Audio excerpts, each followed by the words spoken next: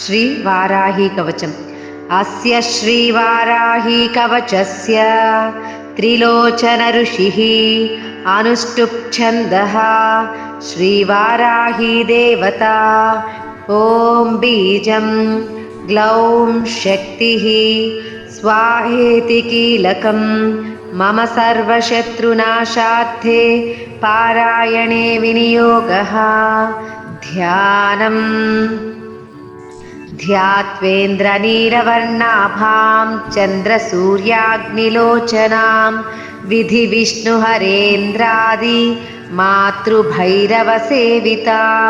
ज्वलन्मणिगणप्रोक्ता मकुटामाविलम्बिताम् अस्त्रशस्त्राणि सर्वाणि तत्तत्कार्योचितानि च एतैः समस्तैर्विविधं बिभ्रतीं मुसलं हलं पात्वा हिंस्रान्हि कवचं भुक्तिमुक्तिफलप्रदं पठेत् त्रिसन्ध्यं रक्षार्थं घोरशत्रुनिवृत्तिदं वार्ताली मे शिरः पातु घोराही फालमुत्तमं नेत्रे वराहवदना पातु कर्णौ तथाञ्जनी घ्राणं मे रुन्धिनी पातु मुखं मे पातु जन्धिनी पातु मे मोहिनी जिह्वां स्तम्भिनी कण्ठमादरात् स्कन्धौ मे पञ्चमी पातु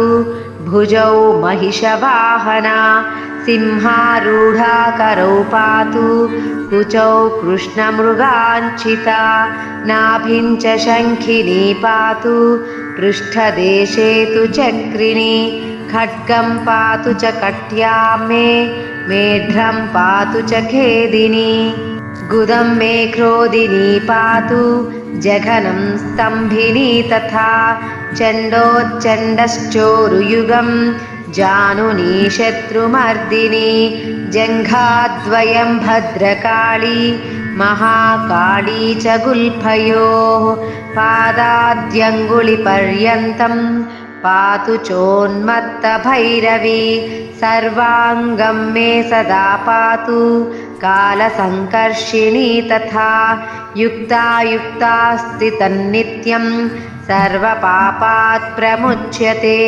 सर्वे समर्थ्यसंयुक्तं भक्तरक्षणतत्परं समस्तदेवता सर्वं सव्यं विष्णोः पुरार्दने सर्वशत्रुविनाशाय शूलिना निर्मितं पुरा सर्वभक्तजनाश्रित्य सर्वविद्वेषसंहतिः वाराही कवचं नित्यं त्रिसन्ध्यं यः पठेन्नरः तथाविधं भूतगणा न स्पृशन्ति कदाचन आपदशत्रुचोरादि ग्रहदोषाश्च सम्भवाः माता पुत्रं यथा वत्सं धेनुः पक्षेमवलोचनं तथाङ्गमेव वाराही रक्षा रक्षति सर्वदा।